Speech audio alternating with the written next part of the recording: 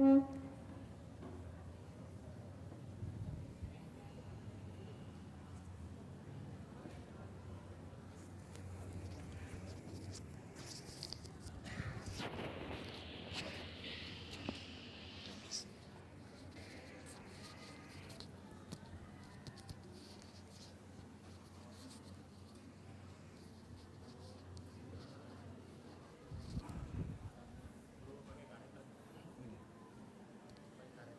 penjepit.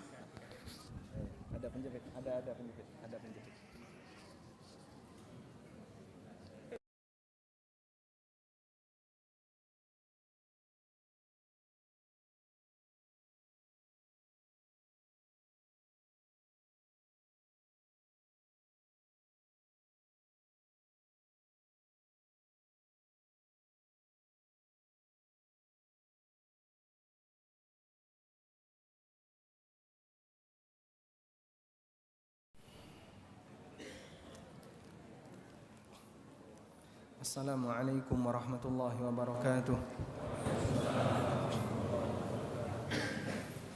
Alhamdulillahi rabbil alamin, wassalatu wassalamu ala asyrafil mursalin, nabiyina wa maulana Muhammadin wa ala alihi wa sahbihi ajma'in. Wa ashhadu an la ilaha illallah wahdahu la syarika lah, wa ashhadu anna Muhammadan abduhu wa rasuluh, salawatu rabbi wa salamu alaihi wa ala alihi wa ashabihi wa man sara ala nahjihi wa istanna bi sunnatihi ila yaumiddin. Alhamdulillah, puji syukur kita haturkan kehadirat Allah malam ini di Masjid Imam An-Nawawi, Pondok Pesantren Al-Hanif. Ada pesantrennya enggak ini? Enggak ada. SMP Al-Hanif di Kecamatan Cibeber, Cibeber, Cilegon. Kalau Cilegonnya apanya? Cilegonnya kabupaten, kota Cilegon. Walhamdulillah, meskipun diguyur hujan, teman-teman tetap semangat untuk berangkat. Semoga semakin menambah pahala dari amal yang kita usahakan. Tema kajian kita, kalau saya lihat di flyer pengumuman itu ada dua yang mirip, malam ini dan besok pagi di Masjid Imam Asy-Syafi'i. Jadi karena di situ tertulis sesi 1, sesi 2, mungkin nanti materinya kita bagi. Malam ini satu bagian dari buku Fikih ASN dan Dunia Karyawan. Kemudian nanti untuk besok pagi materi lanjutannya. Kira-kira pesertanya sama atau beda? Beda. Oh beda. Jadi yang di sini tidak ke Serang ya. Beda pesertanya. Tayyib. Baik. Namun sebelum kita membahas isi buku, saya melihat teman-teman ketika selesai sholat maghrib kemudian melaksanakan sholat ba'diyah itu berpindah. Nah, begini ya. Antara satu makmum dengan makmum yang lain gantian posisi. Itu dasarnya apa, Pak? Berbagi tempat. Tempat masih longgar. Dasarnya apa ya?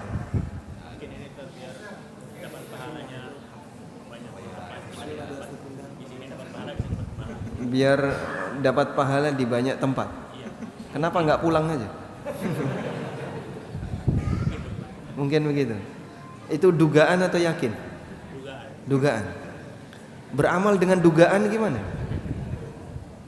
Bukannya kita punya prinsip al-ilmu qabla al-qawli wal amal. Kita berilmu terlebih dahulu sebelum kita berbicara dan kita beramal.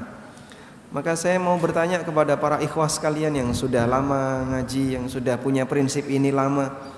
Anda pindah seperti ini dasarnya apa? Atau ikut-ikutan saja? Tadi yang berpindah coba angkat tangan. Dan ikut-ikutan saja. Kenapa ikut-ikutan, Pak? Oh gitu. Berarti ini sunnah ikhwah gitu. Memperbanyak tempat sujud. Berarti kalau kita sholat, nanti sholat maghrib di sini, sholat maghrib pindah ke masjid yang lain. Berpindah ya. Ada anjuran memperbanyak tempat sujud seperti itu? Mad dalil. Nah, baik, kita bacakan dalilnya. Disebutkan dalam hadis dari Muawiyah bin Abi Sufyan radhiyallahu anhu. Hadisnya riwayat Muslim. Nabi SAW pernah bersabda, atau Muawiyah pernah mengatakan, "Idza shallaital jumu'ah fala tasilha bi salatin hatta takallama aw takhruj." Apabila kamu selesai melaksanakan salat Jumat, maka jangan disambung dengan salat sunnah sampai kamu berbicara atau kamu keluar. Fa inna Rasulullah sallallahu alaihi wasallam amarna bidzalika. Karena Rasulullah SAW memerintahkan kami untuk melakukan seperti itu. Alla tu salatun bi salatin hatta natakallama aw nakhruj. Agar kita tidak menyambung salat wajib dengan salat sunnah sampai kita berbicara. Berbicara di sini natakallam bermakna berzikir. Aw nakhruj, atau kita keluar. Kata An-Nawawi rahimahullah, hadis ini riwayat Muslim, beliau memberi syarah dalam syarah Sahih Muslim. Fihi dalilun lima qalahu ashabuna. Dalam hadis ini merupakan dalil pendapat para ulama mazhab kami, annan nafilatar ratibah, bahwa salat sunnah rawatib wa ghairaha, maupun salat sunnah yang lain, yustahabbu ayyatahawwala laha, dianjurkan agar orang yang mengerjakannya itu pindah an maudhi'il faridah ila maudhi'in akhar, dari tempat mengerjakan salat wajib ke tempat yang lain. Wa afdalu tahawul ilal bait, dan yang paling afdal ketika berpindah adalah pulang ke rumah. Sehingga kita salat wajibnya di masjid, salat sunnahnya di rumah. Gak jadi kajian dong Pak kayak gitu. Nah, kita punya kepentingan harus bertahan di masjid antara maghrib sampai isya, antara salat wajib hingga salat berikutnya. Kalau seperti itu maka kita berpindah tidak jauh-jauh. Dan ini disebutkan dalam hadis riwayat Abu Dawud dan Ibnu Majah dari sahabat Abu Hurairah radhiyallahu anhu, Nabi SAW bersabda, "Ayajizu ahadukum idza shalla ayyataqaddama aw yata'akhkhar aw an yamini aw an shimali." Apakah kalian keberatan setelah selesai salat wajib, kemudian saat melakukan salat sunnah untuk maju atau mundur atau geser ke kanan atau geser ke kiri? Rawahu man, riwayat siapa? Abu Dawud dan Ibnu Majah. Dari sahabat siapa? Abu Hurairah radhiyallahu anhu. Yakni fis subha, yang dimaksud di situ adalah salat sunnah. Sudah ketemu dalilnya? Walhamdulillah. Pegangi ayyuhal muslimun. Sehingga saat kita beramal ditanya, kamu melakukan itu dasarnya apa? Jangan sama seperti mereka.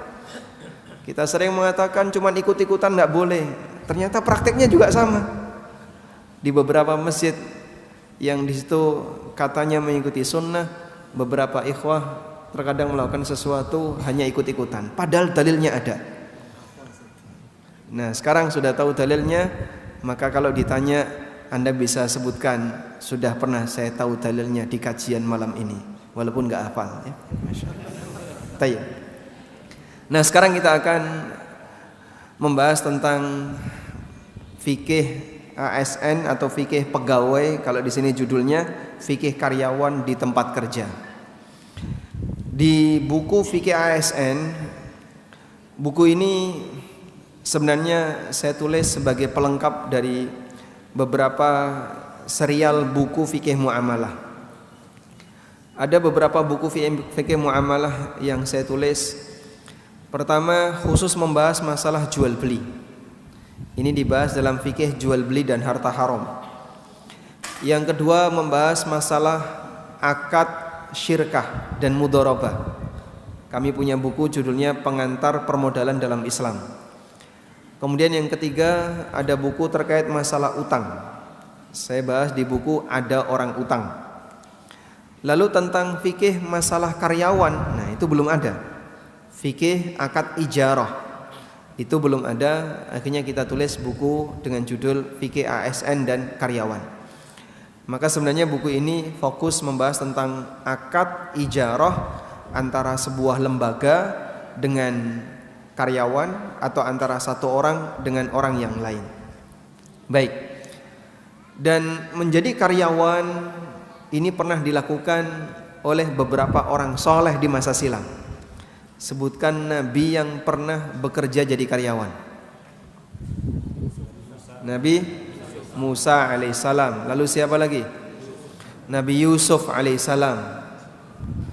Bahkan itu Allah sebutkan dalam Al-Quran dan dijadikan sebagai contoh karyawan yang ideal. Nabi Musa alaihissalam dan Nabi Yusuf. Siapa yang duluan? Yusuf atau Musa? Yusuf atau Musa? Yusuf. Nabi Yusuf alaihissalatu wassalam, Allah subhanahu wa ta'ala ceritakan dalam Al-Quran. Perjalanan hidup beliau, Masya Allah, diceritakan sangat lengkap di satu surat namanya surat Yusuf. Dari mulai kecil sampai beliau dewasa. Dan cerita tentang Nabi Yusuf disatukan dalam satu surat. Beda dengan Nabi Musa yang ceritanya sepenggal di banyak surat. Allah subhanahu wa ta'ala mengisahkan perjalanan hidup Nabi Yusuf dengan perjuangan yang luar biasa. Dari sejak kecil beliau dalam kondisi boleh disebut diuji oleh Allah dengan ujian dunia. Dimasukkan ke dalam sumur, lalu dijual, habis dijual jadi apa? Pembantu, jadi budak, kemudian masuk penjara, sampai kemudian beliau menjadi seorang penguasa. Fase kehidupan yang awalnya turun sampai ke titik nol, kemudian dinaikkan oleh Allah secara drastis dan langsung menjadi seorang penguasa. Pada waktu beliau ketika masih kecil, saudara-saudaranya iri dengan Yusuf. Sampai mereka rapat. Dalam salah satu rapat itu, di antara mereka ada yang mengatakan, "Uqtulu Yusufa awitrahuhu ardan yakhlu lakum wajhu abikum wa takunu min ba'dihi qauman salihin." Bunuh itu Yusuf. Atau buang dia di padang pasir. Yakhlu lakum wajhu abikum, sehingga kalian tidak akan terganggu di wajah bapak kalian disebabkan keberadaan Yusuf. Wa takunu min ba'dihi qauman salihin, dan nanti setelah kalian membunuh Yusuf, mari kita bareng-bareng jadi orang soleh. Orang kalau sudah punya niat, setelah ini kita akan tobat, pasca berbuat maksiat, maka dia akan semakin berani untuk berbuat maksiat. Karena itulah kenapa saudaranya Yusuf sampai berani membunuh calon nabi, karena dia punya rencana pasca ini kita akan jadi orang soleh. Padahal nggak ada jaminan kalau setelah berbuat maksiat akan jadi orang soleh. Sehingga salah satu di antara mereka mengatakan, "Uqtulu Yusufa awitrahu ardan yakhlu lakum wajhu abikum." Bunuh Yusuf, buang dia di padang pasir. Nanti kita bareng-bareng wa takunu min ba'dihi qauman salihin. Setelah itu kita bareng-bareng akan menjadi orang soleh. Makanya kalau ada sebagian orang yang dia merencanakan maksiat dan dia punya harapan setelah berbuat maksiat nanti sholat jamaah, maka ibadah ini akan menghapus dosa-dosa maksiat yang kita lakukan, akan membuat orang jadi semakin berani untuk berbuat maksiat. Tenang saja, nanti setelah ini kita umroh, dosa kita akan hilang semuanya. Katanya orang kalau pulang dari umroh seperti apa? Bayi yang baru saja dilahirkan dari rahim ibunya. Sebagian orang punya bayangan nanti kalau Ramadan kan dosa-dosa kita gugur sepanjang puasa Ramadan. Sehingga dia berbuat maksiat di bulan Rajab, bulan Sya'ban, dalam bayangan dia Ramadan hilang. Maka jadinya dia semakin berani berbuat maksiat, merencanakan maksiat, dan setelah itu dia ingin jadi orang saleh, membuat orang makin nekat berbuat maksiat. Kemudian setelah Yusuf dimasukkan ke dalam sumur, ditemu oleh siapa, Pak? Wajaat sayyaratun fa arsalu waridahum fa adla dalwah. Lalu datang rombongan pedagang. Kemudian rombongan ini mengutus warid. Fa arsalu waridahum. Mereka mengutus warid. Siapakah warid itu? Orang yang bertugas untuk menyiapkan perbekalan rombongan. Jadi dia, bahasa kita, seperti kernet rombongan. Sehingga yang nemu Yusuf itu bukan orang yang istimewa, bukan orang kaya, bukan bos, tapi karyawan rendah, seorang warid. Fadla dalwah, ketika sang warid itu memasukkan timbanya ke dalam sumur tadi, begitu diangkat, qala ya bushra hadza gulam wa asarruhu bida'ah. Kemudian dia mengatakan, kabar gembira, ini adalah seorang anak. Wa asarruhu bida'ah. Warid ini tidak ingin bosnya tahu kalau dia menemukan seorang anak. Maka apa yang terjadi? Wa asarruhu, mereka merahasiakan Yusuf bida'atan, bersama dengan barang. Disimpan di mana? Di bagasi. Yusuf ditaruh di bagasi, di barang. Sehingga sampai di Mesir, Allah ceritakan kembali, wa syarauhu bi thamanin bakhsin darahima ma'dudatin wa kanu fihi minaz zahidin. Yusuf dijual kepada salah seorang penguasa Mesir bi thamanin bakhsin, dengan harga yang sangat murah, darahima ma'dudatin, beberapa dirham yang bisa dihitung jumlahnya. Wa syarauhu bi thamanin bakhsin darahima ma'dudatin wa kanu fihi minaz zahidin, dan mereka terhadap Yusuf minaz zahidin, adalah orang yang zuhud. Zuhud itu artinya apa? Enggak butuh. Penjualnya enggak butuh, pembelinya enggak butuh. Kira-kira apa? Murah sekali. Seperti Anda jualan rosok ya. Anda punya kulkas bekas atau kipas angin bekas, disimpan di gudang, cuma menemui gudang, datang pembeli rosok. Kulkas yang harganya jutaan dihargai 2.000 per kilo. Berapa? 30.000. Masya Allah, kemarin belinya 3 juta, sekarang cuma tinggal 30.000. Ya sudah, kalau nggak mau tak tinggal. Kalau mau diangkut, dengan nggak tega kita jual, daripada di rumah cuma jadikan sarang tikus. Yusuf dijual dengan cara seperti itu. Dijual dengan harga yang murah, darahim, uang dirham. Dirham dengan dinar mahal mana? Dinar. Pakai dirham ma'dudah, yang bisa dihitung. Jadi bukan nyakup sejumlah yang banyak, bukan, tapi bisa dihitung. Wa kanu fihi minaz zahidin, dan mereka zuhud, sama-sama enggak butuh Yusuf. Maka perjalanan yang luar biasa. Dari mulai dimasukkan ke dalam sumur, ditaruh di bagasi, dijual dengan harga yang murah. Jika dunia ini mulia di sisi Allah, maka Allah tidak akan memberlakukan nabinya dengan cara demikian.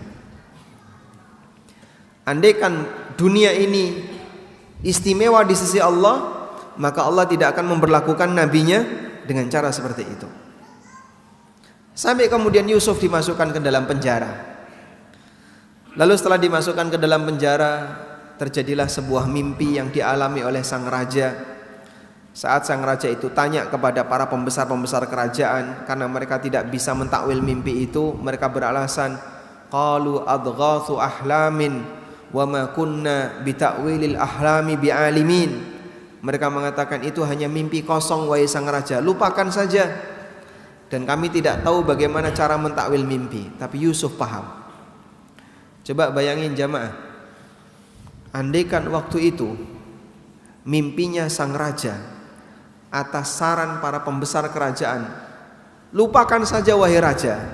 Andaikan mimpi itu dilupakan dan tidak dipedulikan, tidak digubris, kira-kira gimana Pak?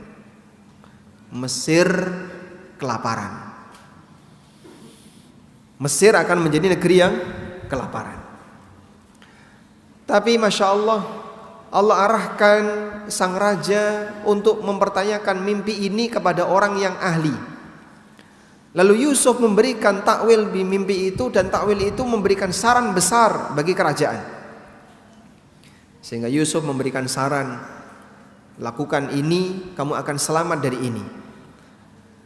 Dan pada saat raja mendengarkan takwil itu, awalnya raja belum ketemu Yusuf. Lalu sang raja meminta untuk mendatangkan Yusuf agar dia bisa bicara langsung dengan Yusuf. Apa yang terjadi? Falamma kallamahu qala innakal yawma ladaina makinun amin. Setelah Yusuf alaihissalam berbicara langsung dengan raja, qala, maka sang raja mengatakan, innakal yawma ladaina makinun amin. Mulai hari ini kau punya posisi yang dekat di sisiku. Kau punya tempat yang dekat di sisiku. Sehingga Yusuf sejak saat itu, sejak pertemuan pertama kali dengan sang raja, lalu kemudian Yusuf berbicara langsung dengan sang raja langsung tertarik dengan Yusuf. Sejak saat itulah Yusuf punya posisi. Lalu Yusuf mengusulkan diri. Qala ja'alni ala khazainil ardi inni hafizun alim. Yusuf mengatakan, jadikan aku sebagai bendaharawan bagi negara. Inni hafizun alim, sesungguhnya aku adalah orang yang hafid, yang bisa menjaga, alimun, lagi punya ilmu, lagi mengetahui. Ada dua sifat Yusuf tadi ya, ketika beliau mencalonkan dirinya untuk menjadi bendaharawan negara. Yang pertama apa? Hafizun, bisa menjaga. Yang kedua, alimun, punya pengetahuan tentang itu, orang yang mengetahui. Baik, Anda simpen kesimpulan ini. Kita beralih ke kisah Musa alaihissalatu wassalam. Dalam cerita Musa alaihissalam, Musa keluar dari Mesir menuju daerah Madian. Kenapa kok Musa keluar dari Mesir? Nah, itu sejarahnya dari Nabi Yusuf alaihissalam. Ketika Yusuf menjadi menteri perbendaharaan negara, beliau mengundang seluruh keluarganya untuk datang ke Mesir, lalu tinggal di Mesir atas perlindungan yang diberikan oleh Yusuf. Jadi, itulah awal mulanya Bani Israel tinggal di Mesir. Lalu mereka beranak pinak dalam jumlah yang banyak, sehingga Bani Israel tinggal di kota Mesir sebagai bagian dari penduduk Mesir. Sudah? Hingga kemudian salah satu raja Mesir bermimpi dalam kejadian di mana nanti kekuasaannya akan digulingkan oleh Bani Israel. Lalu dia bantai seluruh anak laki-laki Bani Israel dan dia biarkan anak perempuan. Muncul pertanyaan, pada waktu Fir'aun membantai anak laki-laki Bani Israel, berarti kan kesimpulannya seluruh laki-laki yang sezaman dengan Musa akan habis karena dibantai oleh Fir'aun. Tapi kenyataannya pada saat Musa itu besar, ada enggak laki-laki Bani Israel yang membersamai Musa? Banyak. Kenyataannya banyak. Ada Harun, ada Yusha bin Nun, dan masih banyak laki-laki Bani Israel yang lain. Loh, kok masih banyak Pak laki-laki Bani Israel yang seusia Musa? Padahal kan bukankah pada waktu Nabi Musa itu lahir, bayi-bayi yang seusia Musa dibantai semuanya? Yudzabbihuna abna'akum wa yastahyuna nisa'akum. Mereka menyembelih anak-anak laki kalian dan membiarkan hidup anak-anak perempuan kalian. Logikanya seharusnya yang membarengi Musa, karena Musa kan selamat ya. Ditaruh di mana Musa selamat? Ditaruh di sebuah peti, lalu dilepaskan di sungai. Dan kejadian ini hanya terjadi pada Musa. Wanita Bani Israel yang lain tidak melakukan yang sama sebagaimana dilakukan dengan Musa. Sehingga yang ditemu Fir'aun cuma Musa, sebagaimana kisah yang kita jumpai dalam Al-Quran. Berarti logikanya seharusnya yang membarengi dewasanya Musa adalah perempuan semuanya, tapi nyatanya ada banyak laki-laki. Nah, dijelaskan oleh para ulama, Fir'aun ketika membuat kebijakan untuk membantai seluruh laki-laki, anak laki-laki Bani Israel, ada yang usul, kalau kita bantai seluruh anak laki-laki Bani Israel, berarti kedepannya kita tidak punya budak laki-laki. Akhirnya Fir'aun memutuskan, baik kalau begitu dibuat gantian. 1 tahun bayi laki-laki Bani Israel dibantai, 1 tahun berikutnya bayi laki-laki Bani Israel dibiarkan hidup. Allah takdirkan ketika masa laki-laki Bani Israel dibantai, yang lahir kebanyakan perempuan. Nah, saat tahun pembantaian laki-laki Bani Israel, yang lahir kebanyakan perempuan. Saat tahun bukan pembantaian, yang lahir laki-laki. Makanya ada Harun. Sehingga Harun itu apanya Musa? Saudaranya Musa. Harun terlahir di tahun Bani Israel tidak dibantai. Sehingga ada laki-laki Bani Israel. Sudah? Lalu kemudian saat Musa dewasa, lalu Musa keluar dari Mesir menuju ke mana? Menuju ke Madian. Falamma tawajjaha Musa ila Madyana. Ketika Musa menuju ke arah Madian, kemudian beliau singgah di sebuah tempat. Lalu di tempat itu ada sebuah sumur di mana para penggembala kambing memberikan minuman kepada kambing-kambing mereka dengan air sumur itu. Tapi Musa menemukan ada 2 perempuan yang berada di belakang. Kemudian Musa bertanya kepada 2 perempuan ini, qala ma khatbukuma? Qalat la naski hatta yusdirar ri'a wa abuna syaikhun kabir. Musa bertanya, kenapa kalian ada di sini? Maka 2 perempuan tadi mengatakan, la naski, kami tidak bisa memberikan minuman untuk gembala-gembala kami, hatta yusdirar ri'a, sampai para gembala-gembala yang laki-laki itu pergi. Wa abuna syaikhun kabir, sementara ayah kami sudah tua. Fasaqalahuma, kemudian Musa menyediakan air untuk 2 wanita ini. Setelah menyediakan air, thumma tawalla ila dhilli, kemudian Musa berteduh di bawah naungan pohon. Wa qala, kemudian beliau berdoa. Beliau berdoa kepada Allah Subhanahu wa taala, Rabbi inni lima anzalta ilayya min khairin faqir. Ya Allah, aku sangat butuh kebaikan yang kau turunkan untukku. Para ulama mengatakan, sejak Musa berdoa seperti ini, kehidupan Musa berubah. Yang awalnya beliau dalam kondisi tertekan, beliau dalam kondisi ketakutan, beliau tidak punya tempat karena beliau harus meninggalkan Mesir. Kepada siapa beliau harus berlindung, nggak tahu. Beliau tidak punya arah, saya harus kemana? Beliau tidak punya arah. Tidak punya keluarga di luar Mesir, karena seluruh keluarganya ada di Mesir. Beliau berdoa kepada Allah Subhanahu wa taala, Rabbi inni lima anzalta ilayya min khairin faqir. Ya Allah, aku sangat membutuhkan, aku sangat fakir terhadap kebaikan yang kau turunkan untukku. Lalu datanglah salah seorang wanita tadi, tamshi ala istihya, dia berjalan sambil malu-malu mendekat ke Musa. Kemudian wanita ini mengatakan, inna abi yad'uka liyajziyaka ajra ma saqaita lana. Bapakku mengundang Anda untuk memberikan upah kepada Anda karena Anda telah memberikan minuman kepada kami. Baik jamaah, coba lihat, ada yang menarik enggak dari kejadian ini, Pak? Wanita ini bilang kepada Musa, bapakku mengundang Anda karena bapak mau ngasih upah kepada Anda, karena Anda sudah ngasih minuman ke kami.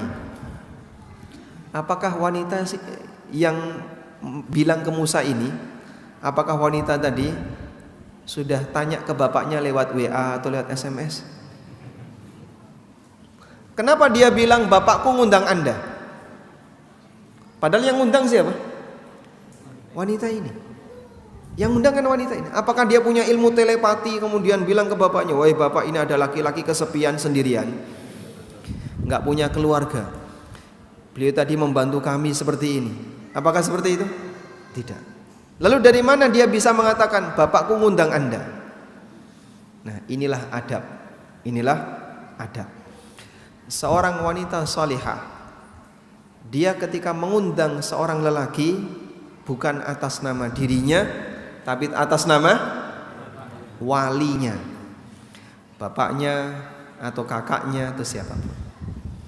Makanya kalau misalnya ya, para bujangan, ada akhwat yang WA kepada Anda, Bapak ngundang antum untuk ke rumah, itu sebenarnya yang ngundang siapa, Pak? Sebenarnya yang ngundang siapa? Hah? Dia sendiri. Dia berharap antum datang ke rumahnya untuk melamar. Paham ya? Nah. Baru paham? Masya Allah. Udah terlanjur, Pak. Maka nanti kalau ada WA nyasar seperti itu, Bapak jangan iyakan ya. Jadi pada posisi ketika wanita ini mengundang Musa alaihissalam, beliau tidak bicara atas nama pribadinya, tapi atas nama siapa? Atas nama bapaknya. Itulah adab. Sehingga beliau tunjukkan, Bapak mengundang Anda untuk ke rumah. Akhirnya Musa datang ke rumah Syekhul Madian. Siapa nama Syekhul Madian ini? Ada yang mengatakan itu adalah Nabi Syuaib, tapi dibantah oleh Al-Hafidz Ibnu Katsir rahimahullah. Al-Hafidz Ibnu Katsir menyebutkan bahwa mertuanya Musa itu bukan Syuaib. Jaraknya terlalu jauh antara Musa dengan Syuaib. Jaraknya terlalu jauh antara Musa dengan Syuaib. Sebab Syuaib itu dekat dengan zamannya Ibrahim. Makanya ketika Syuaib mengingatkan penduduk Madian, Syuaib mengatakan, Nabi Syuaib alaihissalam mengatakan, wa qaumu Lutin laisa minkum biba'id, dan kejadian kaumnya Lut tidak jauh dari kalian. Tidak jauh dari kalian artinya tidak jauh waktunya. Kalian kan sudah pernah mendengar ada kaum yang dibinasakan oleh Allah dan dia dijungkir buminya oleh Allah. Itulah kaum Lut. Kaum Lut dengan masa kalian itu tidak jauh. Kenapa kalian melakukan pelanggaran seperti ini? Ini yang disampaikan Nabi Syuaib kepada kaumnya.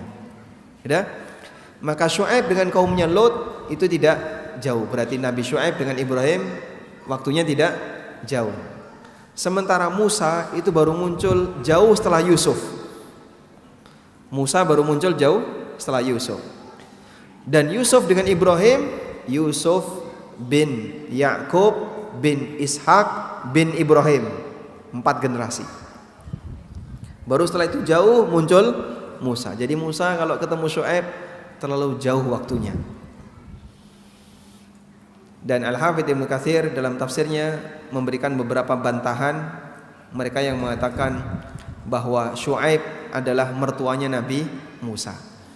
Yang lebih tepat adalah di Al-Quran itu tidak disebutkan nama Syuaib, tapi yang lebih tepat adalah seorang syekh atau orang tua yang berasal dari Madian, Syekhul Madian.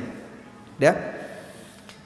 Selanjutnya, saat Musa bercerita kepada calon mertuanya ini, lalu kemudian si putrinya ini mengatakan, ya abatistajirhu inna khaira man istajarta al-qawiyul amin. Wahai ayahku, istajirhu, jadikanlah Musa ini sebagai karyawan Anda.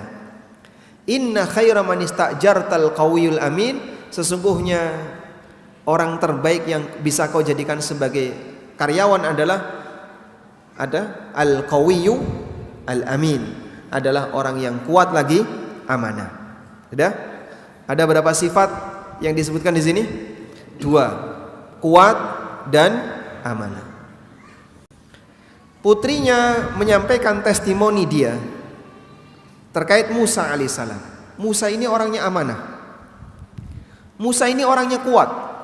Karena putrinya melihat langsung bagaimana yang dialami oleh Musa. Inna khaira man istajartal qawiyul amin. Sesungguhnya orang terbaik yang bisa Anda jadikan sebagai karyawan adalah orang yang kuat lagi amanah. Baik. Sehingga ada 2 sifat yang dimiliki oleh Musa yang bisa disebut sebagai karyawan yang terbaik, kuat lagi amanah. Sudah?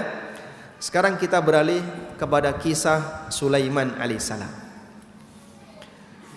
Pada waktu Sulaiman alaihissalam menjadi penguasa, Sulaiman dengan Musa duluan mana?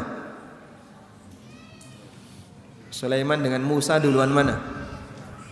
Duluan? Musa atau Sulaiman? Musa. Kenapa duluan Musa? Mad dalil. Sulaiman anak Dawud, betul. Dawud dengan Musa duluan mana? Duluan Musa. Apa dalilnya? Anda pernah dengar kisah Jalut dan Tolut? Ya. Raja Jalut dibunuh oleh Raja Tolut. Raja Jalut yang kafir dibunuh oleh pasukannya Tolut. Terjadi perang antara Jalut dengan Tolut. Baik, yang membunuh Jalut siapa? Dawud. Allah berfirman di surat Al-Baqarah, Alam tara ilal mala'i min bani Israila mim ba'di Musa. Tahukah kamu kejadian yang dialami oleh sekelompok Bani Israel mim ba'di Musa, setelah zaman Musa? Itulah masa ketika munculnya Raja Jalut. Lalu diutuslah seorang raja namanya Tolut. Ya? Lalu Jalut dibunuh oleh Dawud. Nah, kemudian saat itulah nama Dawud menjadi mencuat ke permukaan. Kemudian beliau menjadi raja dan punya anak Sulaiman. Baik. Pada waktu Sulaiman alaihissalam mendapatkan hadiah dari Ratu Bilqis yang ada di Saba. Saba itu di mana? Yaman. Sedangkan kerajaannya Sulaiman di mana? Di Palestina. Maka Nabi Sulaiman alaihissalam mengadakan sayembara. Qala may ya'tini bi arsyiha qabla ay ya'tuni muslimin. Sulaiman mengatakan, siapa di antara kalian yang sanggup untuk memindahkan singgasananya sang ratu sebelum mereka datang ke sini dalam kondisi muslim, dalam kondisi pasrah? Qala ifritun minal jin. Maka yang pertama kali ngomong siapa? Ifrit. Ifrit dari kalangan jin mengatakan, ana atika bihi qabla an taquma min maqamik wa inni alaihi laqawiyyun amin. Aku mampu untuk mendatangkan singgasana itu sebelum Anda berdiri dari tempat duduk Anda, dan aku adalah kuat lagi amanah. Wa inni alaihi laqawiyyun amin, dan aku adalah makhluk yang kuat lagi amanah. Sudah? Di sini ada dua sifat yang disebutkan oleh Ifrit ketika dia mencalonkan diri. Sifat yang pertama apa? Kuat. Sifat yang kedua, amanah. Tiga sifat yang dimiliki oleh tiga makhluk tadi sama. Hafidhun alim itu Yusuf, qawiyun amin Musa, laqawiyun amin jin Ifrit. Masuk Isya? Kita adzan dulu. Baik, bagaimana penjelasannya? Insyaallah nanti kita bahas setelah mendengarkan adzan Isya. Wassallallahu ala nabiyyina Muhammadin wa ala alihi wa sahbihi wasallam.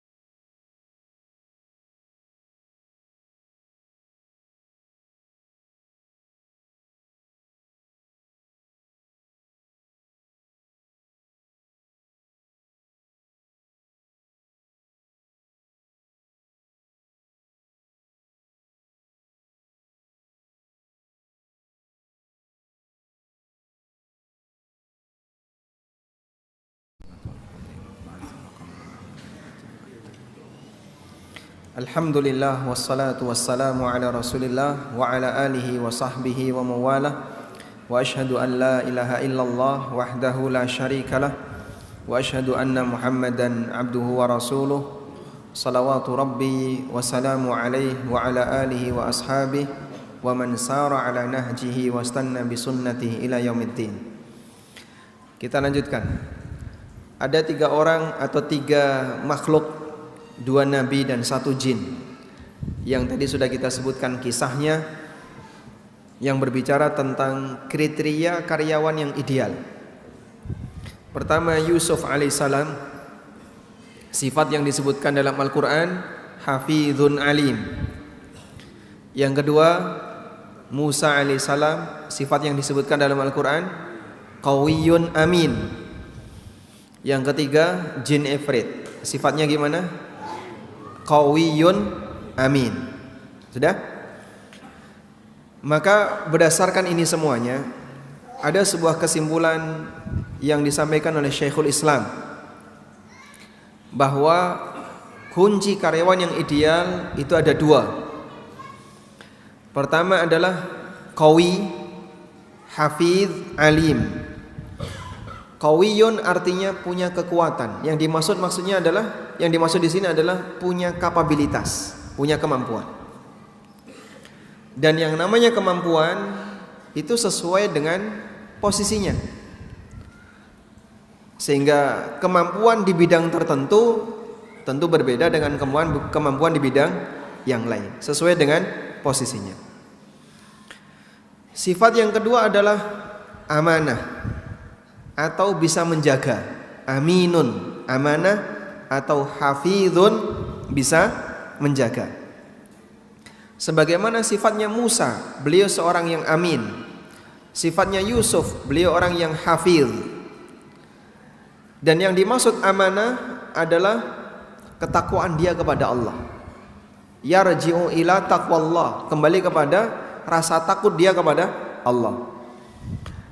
Dalam buku As-Siyasah Asy-Syar'iyyah, di buku fikih ASN, Anda bisa buka di halaman 73. Syekhul Islam rahimahullah menyebutkan di halaman 72, beliau mengatakan, wa yanbaghi ayyurafal aslah fi kulli mansibin. Perlu diketahui kondisi terbaik untuk setiap posisi pengemban amanah. Fa innal wilayata laha ruknan, karena jabatan itu memiliki 2 rukun, al-quwwah wal amanah, kemampuan dan amanah. Lalu beliau kasih penjelasan, fal quwwatu fi kulli wilayatin bihasabiha. Makna kuat di masing-masing posisi itu sesuai dengan keadaannya. Fal quwwatu fil imaratil harb. Makna kuat ketika jadi pemimpin perang adalah tarji'u ila syaja'atil qalb, kembali kepada sifat pemberani, kemudian ngerti tentang taktik perang, bisa menipu musuh dan seterusnya. Wal quwwatu fil hukmi bainan nas tarji'u ila ilmi bil adl. Sementara makna kuat berkaitan dengan seorang yang menjadi hakim adalah dia punya ilmu untuk memberikan keputusan yang adil. Wa ilal qudrati ala tanfidhil ahkam, dan kemampuan untuk mewujudkan hukum tersebut. Wal amanatu tarji'u ila khasyatillah. Sementara makna amanah adalah kembali kepada rasa takut dia kepada Allah. Baik, ini 2 pilar karyawan yang ideal, punya kemampuan dan punya rasa takut kepada Allah Subhanahu wa taala. Sekarang pertanyaan. Jika Anda menemukan 2 karyawan, ada 2 karyawan yang mendaftar, cuman 2 ini ya. Yang satu punya kemampuan tapi kurang amanah, yang satu orangnya amanah tapi nggak punya kemampuan. Pilih yang mana?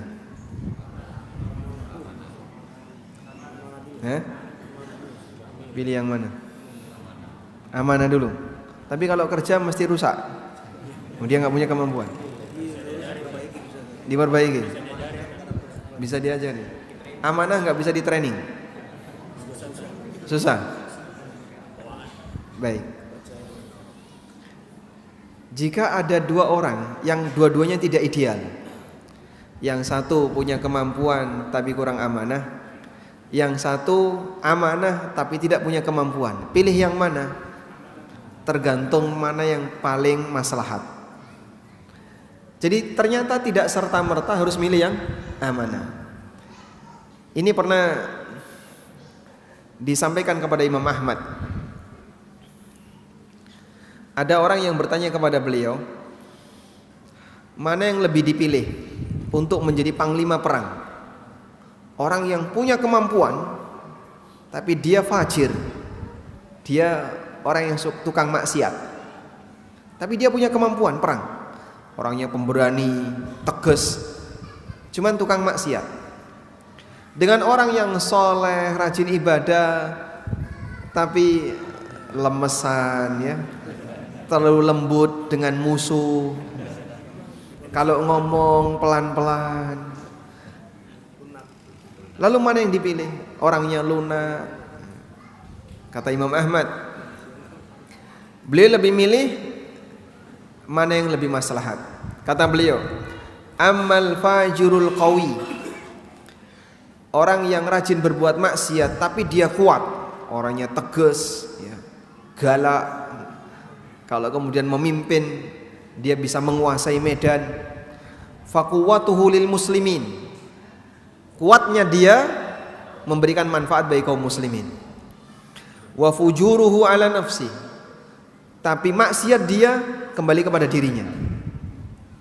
Wa ammas salihud dhaif, tapi kalau ada orang yang soleh, baik hati, namun dia lemah, fasolahu li nafsihi, solehnya untuk dia sendiri, wa dha'fuhu 'alal muslimin, dan lemahnya nanti merugikan kaum muslimin. Fayaghzi ma'al qawiyil fajir, maka yang seperti ini sebaiknya yang dipilih adalah pemimpin yang tegas, yang bisa menguasai pasukan meskipun dia ahli maksiat.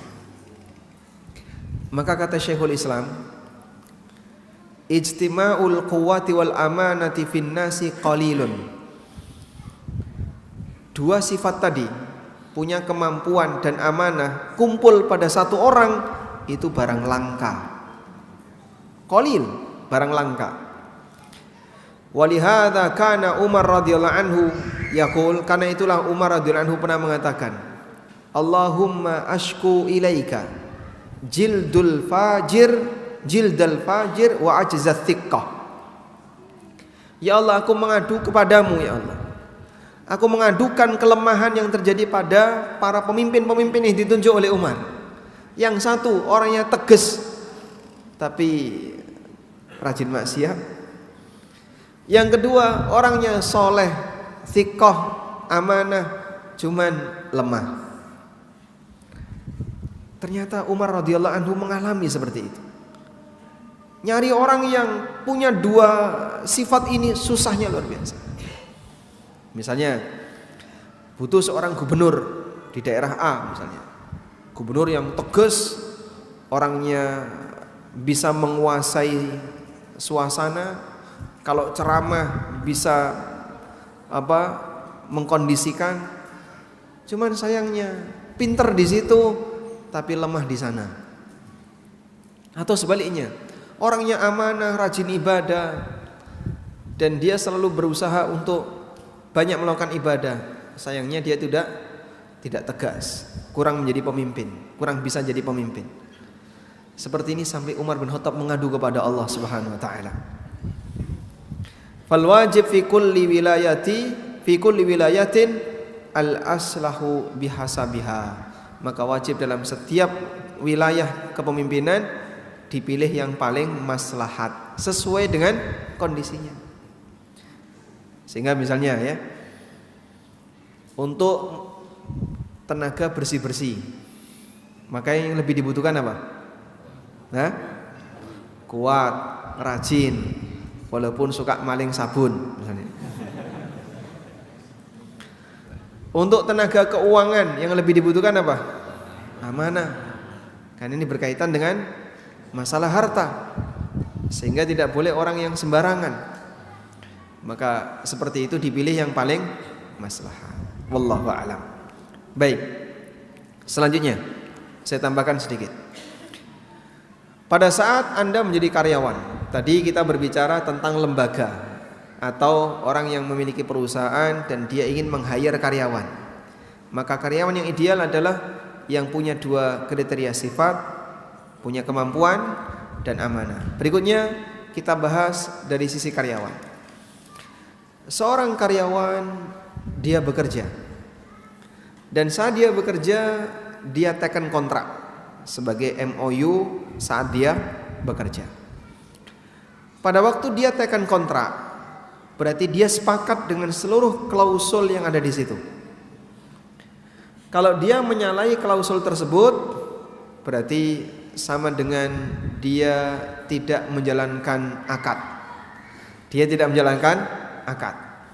Padahal Allah Subhanahu wa taala perintahkan, ya ayyuhalladzina amanu aufu bil uqud.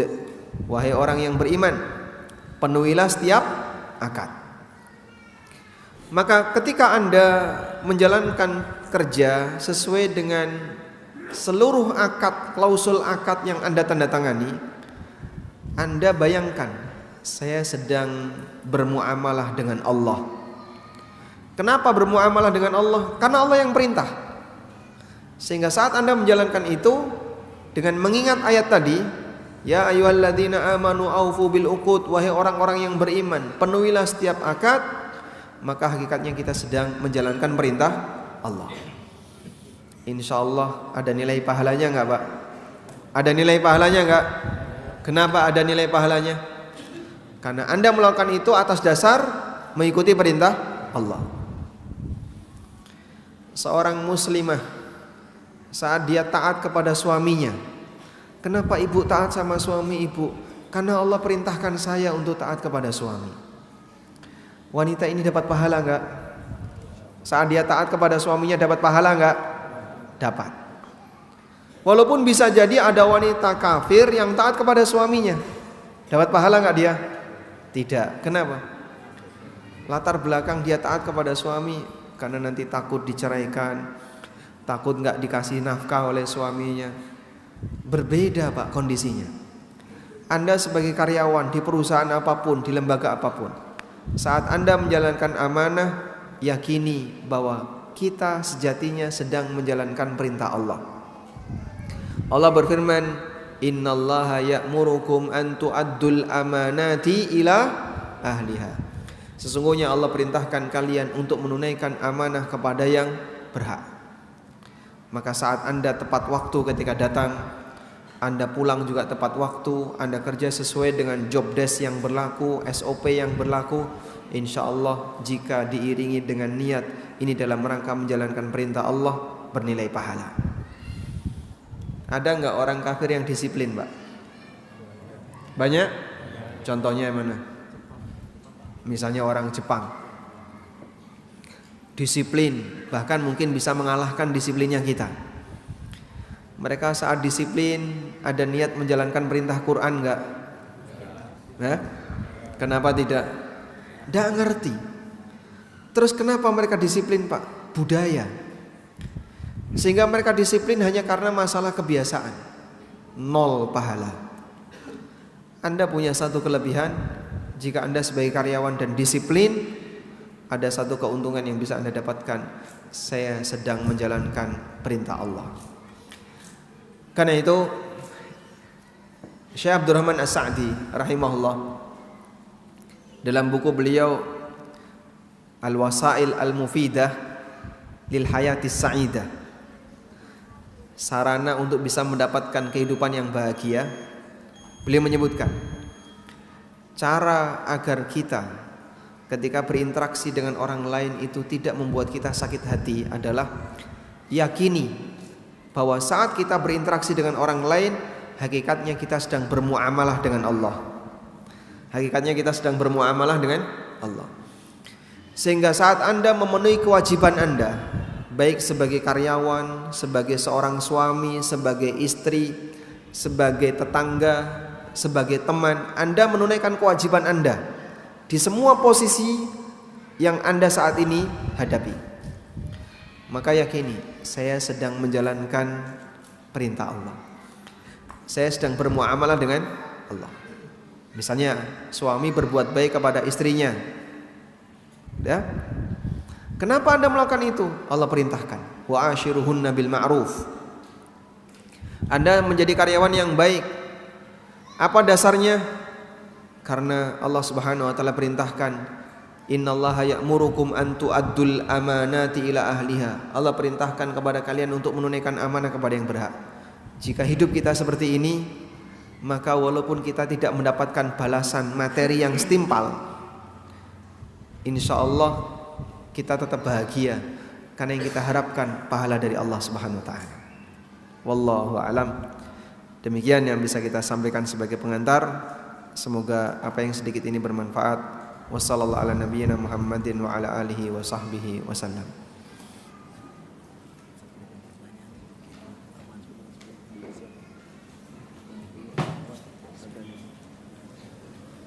Baik, kita tanya jawab ya.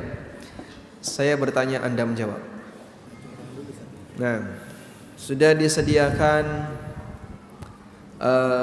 hadiah berupa buku fikih ASN dan karyawan. Nanti yang mau jawab angkat tangan dulu. Yang jawab tapi tidak angkat tangan tidak diakui. Baik. Ada berapa hadiah? Baik, ada 10 hadiah. Ikhwan 5, akhwat 5. Pertanyaan yang pertama. Sebutkan nasabnya Nabi Yusuf alaihissalam. Yusuf, Masya Allah, Yusuf bin Yakub bin Ishak bin Ibrahim. 4 semuanya Nabi. Barakallah, dapat tadi. Karyawan bukan? Oh, karyawan, Masya Allah. Baik. Selanjutnya,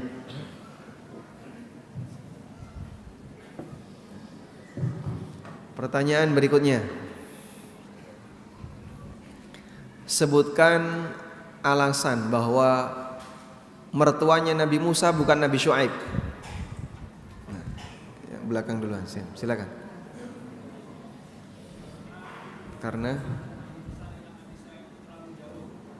Karena waktunya terlalu jauh. Bagaimana penjelasannya waktunya terlalu jauh?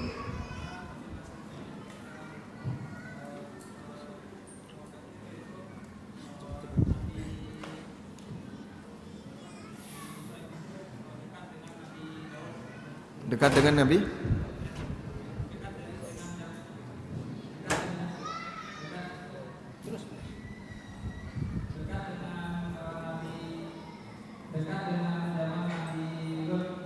Dekat dengan zaman Nabi Lot. Sementara Nabi Lot dengan Musa, Masya Allah, barakallahu fikum, dapat tadi. Nah, selanjutnya,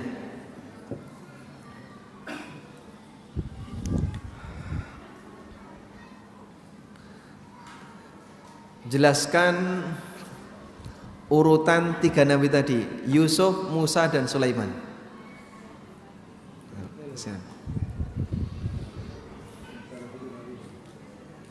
Urutannya bagaimana, penjelasannya bagaimana?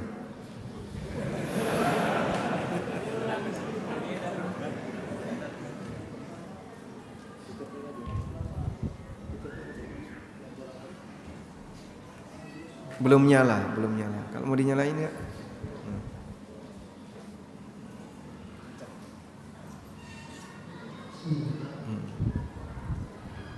Yang pertama Nabi Musa. Yang pertama Nabi Yusuf. Pertama Yusuf. Lalu yang kedua Nabi Musa. Yang ketiga Nabi Sulaiman. Baik, penjelasannya gimana? Sederhana saja.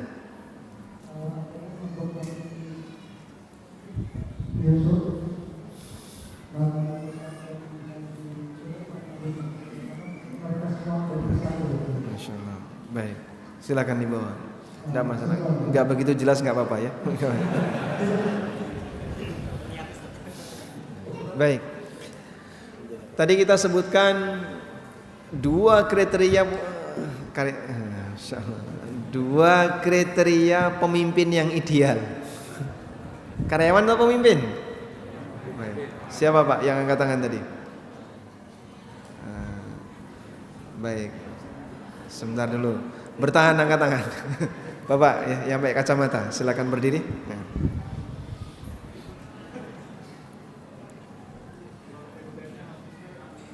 Ya.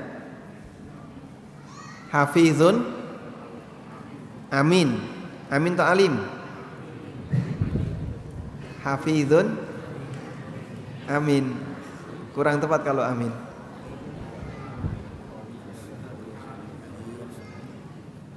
Baik, dua kriteria karyawan yang ideal. Hafizun dan amin. Karena meleset mohon maaf Pak. Baik, meleset. Baik. Siapa? Baik, Bapak ini yang pakai jaket. Kuat dan amanah. Kuat artinya apa? Punya kemampuan. Kalau amanah, iya, maksudnya apa tadi? Ada ketilangan Syekhul Islam. Bukan itu. Baik, Pak, yang kaos biru. Ya. Kuat artinya memiliki kemampuan. Nah, kata kuncinya punya rasa takut kepada Allah. Insya Allah. Cukup? Terakhir. Baik, hafidh dengan amin itu sama ya. Hafidhun menjaga, aminun itu amanah. Jadi sama. Nah, kalau Anda sebut hafidhun amin, berarti ini menyebutkan dua yang sama. Yang betul hafidh. Baik, satu lagi. Bapak ini yang paling tinggi. Oh ya. Silakan. Baik, kurang tepat ya. Masya Allah. Baik, yang dekat kamera. Iya, yang hijau. Kondisional, maksudnya kondisional? Hah? Di mana situasinya? Mana yang paling kecil mafsadahnya? Paling besar maslahatnya. Masya Allah, dapat hadiah. Alhamdulillah. Sekarang yang akhwat ya. Yang akhwat.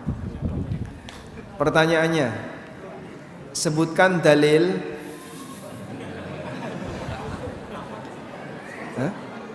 Iya, ini untuk akhwat. Hadiahnya di akhwat. Sebutkan dalil bahwa Allah Maha Esa.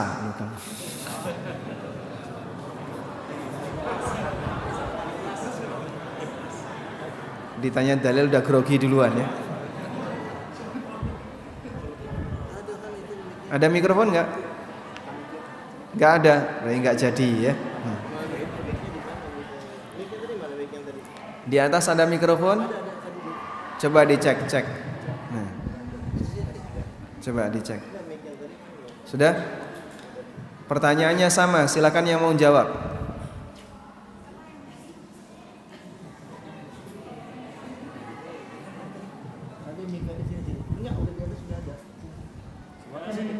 Baik, silakan jawab.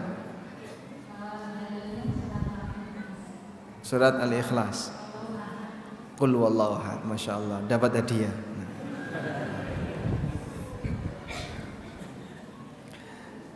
Berikutnya, sebutkan dalil bahwa Nabi Muhammad SAW adalah utusan Allah.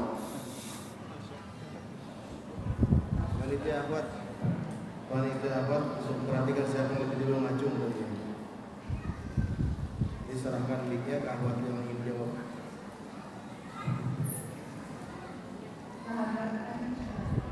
Ya.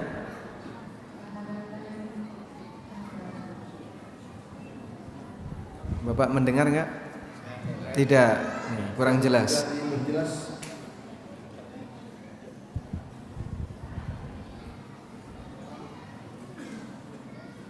Pak Ustaz sudah kita dikasih tuh.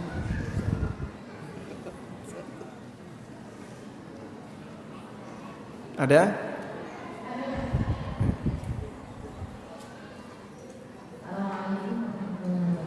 Waalaikumsalam warahmatullahi wabarakatuh.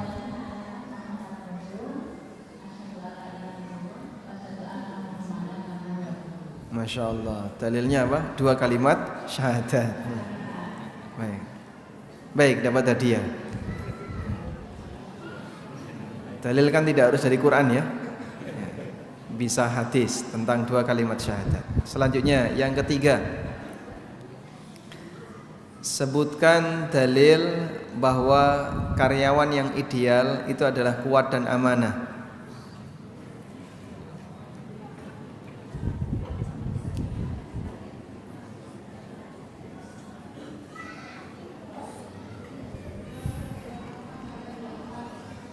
Pas, baik. Tidak ada yang jawab? Surat Al-Qasas ayat 24. Bunyinya gimana?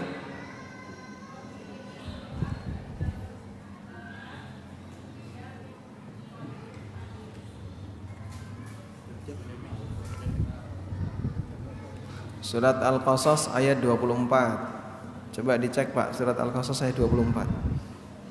Bunyinya bagaimana?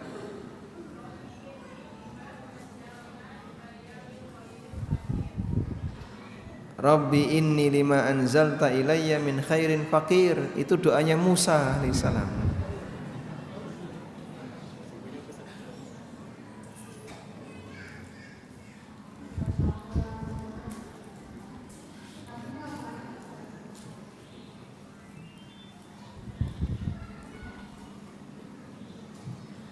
Baik, keliru jawabannya ya. Kita alihkan ke bapak-bapak. Sebutkan dalil bahwa pemimpin yang ideal adalah karyawan yang ideal, kuat dan amanah. Silakan, Bapak duluan. Ya. Inna khaira man istajartal qawiyul amin. Dapat hadiah, insyaallah. Baik. Nanti buku yang di awal dikasih ya. Ya. Kurang berapa? Tinggal satu lagi. Tinggal satu lagi. Baik, tinggal satu lagi. Pertanyaannya, ibu-ibu. Ya, baik. Ibu lagi yang terakhir, tadi jawab yang sudah. Ya. Apa yang akan Anda lakukan jika Anda mengetahui suami Anda korupsi waktu?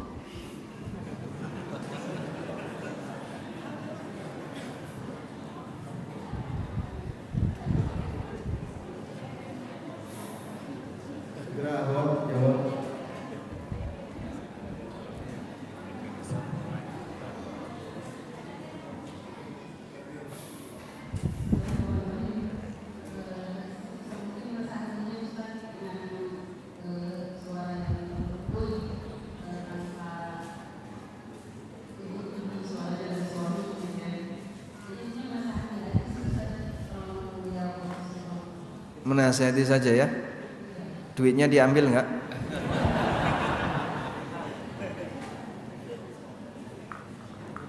Baik, alhamdulillah dapat hadiah ya.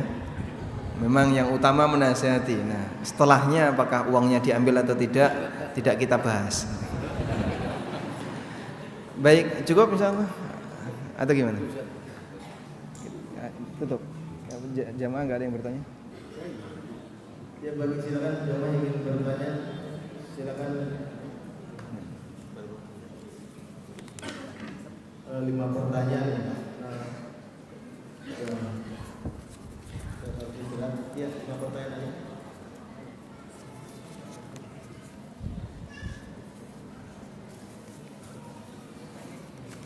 Ini silakan dibacakan. Bismillah. Apakah termasuk kezaliman ketika kita sudah banyak pekerjaan tapi ditambah pekerjaan bukan kewajiban dan tanpa upah, sekedar ucapan ini amal soleh, Kira pekerjaan yang wajib belum kalah. Ini amal soleh ya. Kalau amal soleh kenapa Bapak nggak ambil sendiri? Kok dikasihkan orang lain? Baik, bekerja dimanapun, baik di lembaga swasta maupun lembaga sosial, baik sosial umum maupun sosial keagamaan, itu pada prinsipnya kembali kepada asas akad ijarah tadi. Dan akad ijarah berarti sesuai dengan klausul dalam perjanjian yang berlaku. Sehingga kalau misalnya dalam tanda tangan klausul yang Anda setujui itu menyebutkan kerja dari jam misalnya jam 8 sampai jam 4 misalnya ya. Lalu ada tambahan pekerjaan, Anda disuruh kerja di shift malam atau di malam hari, maka Anda berhak untuk menolak. Kalaupun misalnya yang bersangkutan bilang ini kan amal soleh, ya kalau begitu saya minta bayaran, boleh nggak? Boleh. Karena nambahi beban berarti harus ada tambah hak. Nambahi beban berarti dia punya tambahan hak. Sehingga Anda berhak untuk meminta tambahan bayaran dalam hal ini. Kalau nggak diberi tambahan bayaran, Anda punya hak untuk menolak. Masalah amal soleh tidak boleh ada paksaan. Namanya amal soleh berarti sifatnya sukarela. Sebagaimana kerja bakti, sebagaimana kegiatan yang sifatnya sosial, itu bentuknya volunteer. Siapa yang sukarela mau bantu silahkan, kalau enggak tidak boleh dipaksa. Wallahu a'lam. Dan berikutnya, Ustaz, saya seorang karyawan yang ingin belajar ilmu syar'i secara mendalam dan sistematis. Dari mana saya dapat memulai untuk belajar ilmu syar'i? Di tengah kesibukan menjadi karyawan, apa yang perlu saya pelajari terlebih dahulu? Barakallahu fikum. Sekarang tidak seperti dulu ya. Sehingga Anda ketika dalam posisi sebagai karyawan yang punya kesibukan kerja, punya jam kantor, sebagai tanggung jawab untuk mencari nafkah bagi keluarga, dan Anda ingin belajar ilmu syar'i dengan lebih sistematis dan mendalam. Kalau dulu itu nggak bisa digabung.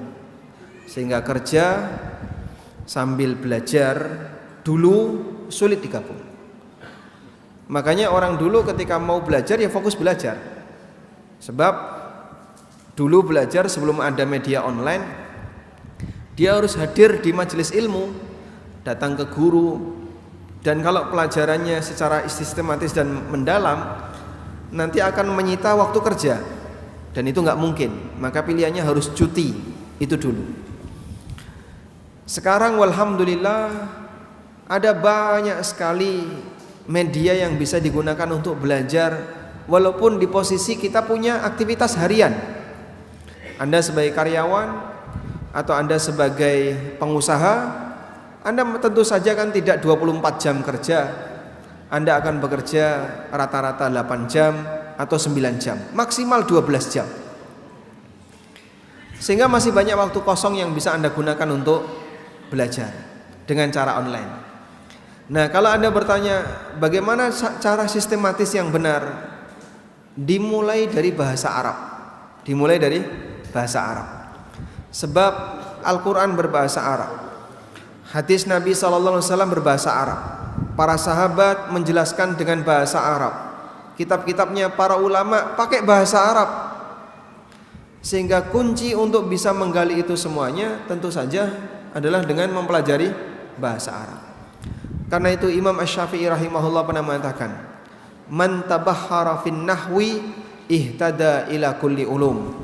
Barang siapa yang paham tentang ilmu nahwu, maka Allah akan mudahkan bagi dia untuk mempelajari cabang ilmu yang lain.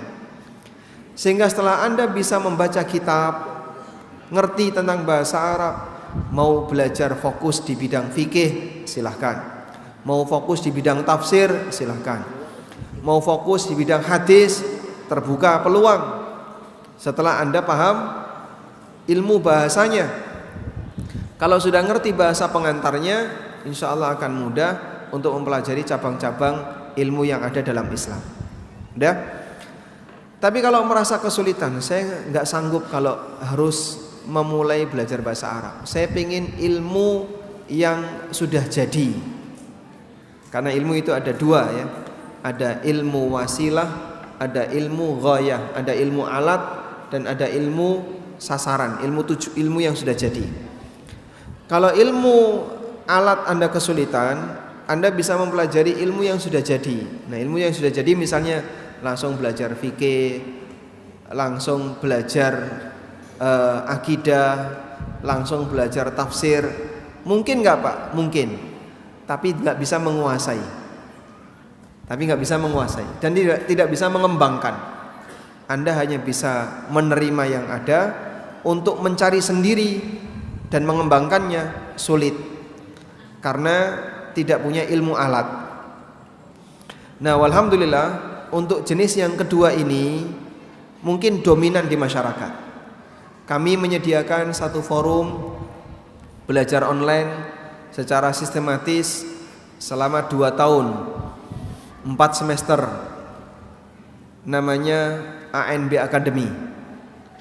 Sebenarnya ini menjawab pertanyaan salah satu jamaah di Jakarta yang beliau pernah tanya, kalau saya ingin belajar agama secara sistematis, ada kurikulumnya, apakah harus kuliah di UIN, Universitas Islam Negeri? Nah, kalau Bapak kuliah di UIN nanti keluar malah wallahu a'lam apakah masih loyal dengan agamanya atau tidak. Akhirnya saya waktu itu juga sempat pingin bikin, tapi itu sudah lama sekali. Nah, saat pandemi walhamdulillah Allah mudahkan, kita melahirkan satu platform belajar secara online namanya ANB Academy. Kalau Bapak ingin melihat bisa kunjungi anbacademy.id. anbacademy.id ini platform belajar online dan ditempuh dalam waktu 2 tahun 4 semester. Ada 16 sesi di 1 mata kuliah, dan 1 semester ada 5 mata kuliah. Ya mirip seperti HSI, tapi bedanya kalau HSI kan nggak ada lulusnya, nggak lulus kapan lulusnya. Kalau ANB Academy kemarin baru wisuda 90 sekian orang lulus sebagai alumni ANB Academy setelah 2 tahun belajar. Nah,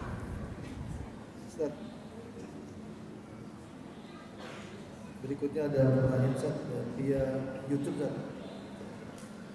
Yang pertama, jika diberi uang dari hasil dulu ke perlengkapan aturan korupsi, sebaiknya disalurkan kemana?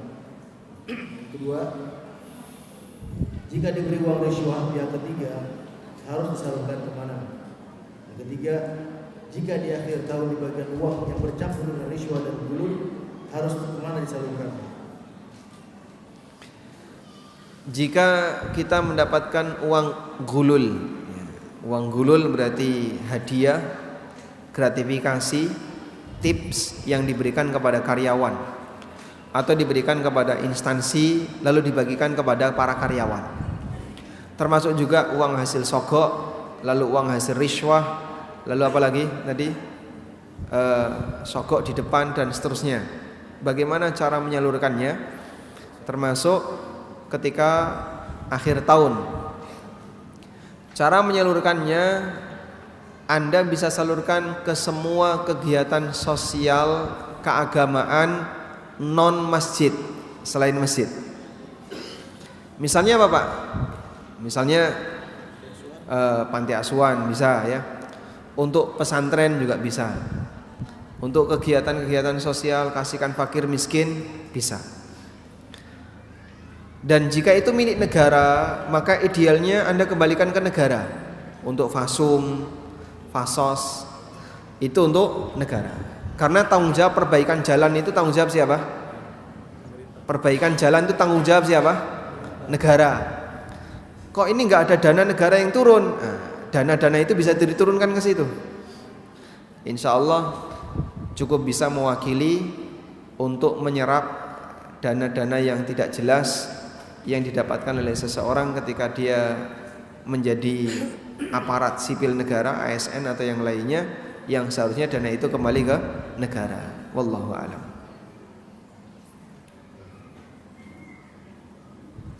Ada satu Ustaz ya. Dari itu juga, bolehkah memberikan makanan kepada karyawan outsourcing di tempat saya bekerja? Wallahu a'lam. Memang sedikit ada syubhat riswah atau tenaga security. Saat Anda ngasih ke mereka, memungkinkan nggak ada layanan lebih dari mereka? Memungkinkan atau tidak? Mungkin ya? Mungkin.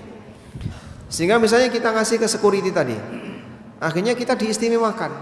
Ya, saat parkir, ini Pak, disediakan lahan parkir, tempat parkir yang paling nyaman. Padahal yang lain nggak boleh. Terus kita disuruh parkir di situ. Nah, itu salah satu efek sampingnya. Kalau memungkinkan seperti ini, berarti dia ngasih layanan lebih ke saya disebabkan saya sering ngasih hadiah ke dia. Dan ini masuk riswah. Oleh karena itu, memang tipis bisa kita sebut ini sebagai sedekah. Saya mau bersedekah kepada yang bersangkutan. Tapi di saat yang sama juga mengundang peluang potensi terjadinya riswah. Maka kami sarankan sebaiknya tidak dilakukan. Kalaupun mau ngasih, jangan atas nama pribadi, tapi atas nama kelompok. Ini sedekah atau hadiah dari teman-teman. Jadi atas nama satu kantor. Insya Allah itu lebih aman. Sehingga nanti ketika dia ngasih layanan ke semua, bukan kepada salah satu pihak. Karena potensi seperti ini merusak kinerja. Jadinya suasana kerja jadi nggak nyaman karena karyawan melayani salah satu pihak. Wallahu a'lam. Cukup Ustaz, dari kami dari tim Imam Nawawi, mohon doanya aja dari Ustaz. Masjid Imam Nawawi sedikit lagi masuk ke tahap finishing Ustaz. Ini cuma minta doanya Ustaz. Doa Ustaz apalagi lagi safar, insyaallah mustajab. Minta doanya Ustaz, semoga finishing pekerjaan Imam Nawawi itu berapa poin bisa segera selesai doanya Ustaz. Masya Allah. Minta doanya dari Ustaz. Alhamdulillah. Ya, kita doakan semoga Allah memberikan kelancaran karena dananya sudah siap ya. Justru itu baru sedikit banget. Makanya cukup doa saja. Baik, barakallahu fikum. Semoga Allah Subhanahu wa taala memberikan kelancaran, dan tadi beliau sampaikan minta doanya sebenarnya itu isyarat dananya masih kurang ya. Demikian wassallallahu ala nabiyyina Muhammadin wa ala alihi wa sahbihi wasallam wa akhiru da'wana alhamdulillahi rabbil alamin. Subhanakallahumma wa bihamdika asyhadu an la ilaha illa anta astaghfiruka wa atubu ilaik. Wassalamu alaikum warahmatullahi wabarakatuh.